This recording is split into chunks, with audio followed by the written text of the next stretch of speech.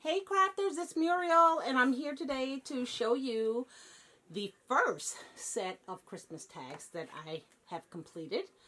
And I am so excited because I feel like I got my mojo back. I don't know, it's just been leading up and leading up to this, and now I'm like, okay. So I started this morning, and I know I was going to show you guys just two. I was just going to make two, but I ended up making several. And it's good that I do that. So between now and Christmas, I think I have one crop in November. And that's where I think I will spend the majority of the time making more of these same tags that I am making. So without further ado, let me go ahead and show you. I use, again, what was on the table I showed you earlier is kind of what I pulled from. So I have three paper pads that I used. I used this Magical by, who is this by? Studio Calico. I'm using my daughter's camera. It's a real expensive Canon. So I just wanted to use it for one video. I won't be using it for every video. But I use this paper pad here. I use Wonderland paper pad. Basically, it had a lot of tan color papers that I pulled from. And then I used the glitter from the Holiday Glitter Stack from Craftsmith. And this was Michael's Fine. Here are my tags. They are using the Tim Holtz die. You've seen this die. I've had this die in my arsenal, and this is the first time that I've used it. Shame on me. So all of them are similar, different boxes. The die is called Packages and Bows, and it looks like this. And like I said, when I had this, I always thought that this was one die and you would just kind of had to cut it 10 times and then change the papers. I don't know what I was thinking, but it's actually several boxes and two bows that you cut out. Very, very fun. You can just go on and on cutting out different paper pads, and just mix and matching the boxes on top of one another. So excited about that die. And then I use some of these remnant rubs from Tim Holtz Ideology collection. I use some of the white and some of the black. And they're two different kind, I believe, because this one has this in the front and that one has that in the front. So good to have. Good to have some good words to use on your projects for the holiday. And of course some of my thread, which I just used the rest of it and wrapped it on the spool. But let me show you the tags again. So fun. I am, like I said, I am in my moment right now. I use this bow. I used two bows from, where are they?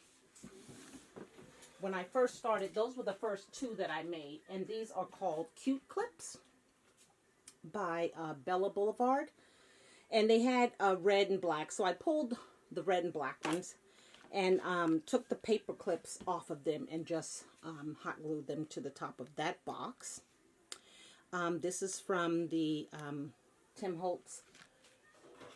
Let's see, it is his Thinlits Season's Greetings, right? So it's beautiful cursive words, and I'm using the word joy.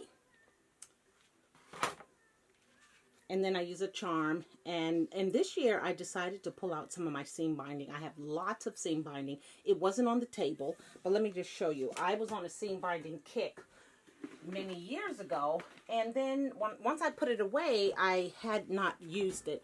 So I have lots of seam binding, as you can see, as I'm sure we all have. And I thought this year, instead of a lot of twine with my tags, that I thought I would use seam binding. It just gives it a more nostalgic, homespun feel. So that is one of the tags I made. And I didn't follow a tutorial, but I saw this on Pinterest, and then I clicked on her blog, and she kind of did a step-by-step. So I will cut and paste that in the description so you can kind of see how it's done. And certainly if you are interested, I certainly encourage you to. If you have that die in your arsenal and you haven't used it, I encourage you to.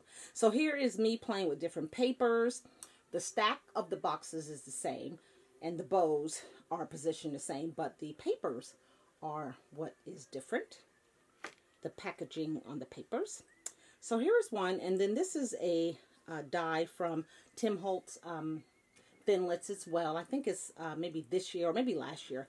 But I was cutting some out last night, just getting ready to fill up my little iris containers with bows and things like that. And then this one here was on the table, so I decided to put it on that package. Here's how I used the remnant, which I thought was really cool. You'll see on her blog, she used a stamped word, Merry Christmas, Season's Greeting, whatever, and she used it on the tag itself. So I was trying to be a little different and kind of make this my own, and the remnants worked out great. And you can see I have a jingle bell here with the thread and the seam binding. Okay, and here's this one, and they all kind of, it's all in the same family, which I love. This paper pad is really Christmassy. It has that traditional green and red, which I love. There are some colors that I'll probably venture out into as the tag season goes on. But for now, I think the folks that I give these to just really love that traditional look. Here's Merry Christmas on the middle box. And certainly you can rub it on wherever you want.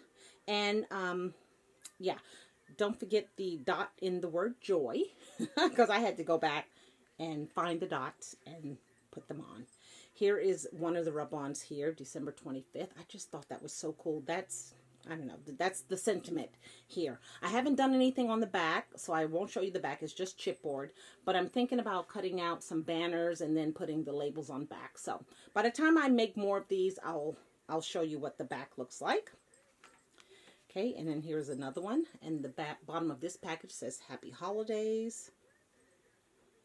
Okay, so much fun. I'm going to find some plastic sleeves, bags, and I'm going to get these all bagged up so that they're not, don't have too many fingerprints on them. So I did distress with vintage photo all around the tag and all around each package. And they are popped up on dimensional or foam tape so that they're kind of stacked on top of one another as packages would look. But I just like how they came out, and I'm so happy that I used the die. And there may be some others in there that I may pull out and use. So there you go, you guys. My first round of my 2019 Christmas in July Christmas tags. I hope you enjoyed them, and please do leave me a comment down below. And again, I will attach her blog link in the comments so you can go over there and visit and see how they're done. Thanks again. Take care. Bye now.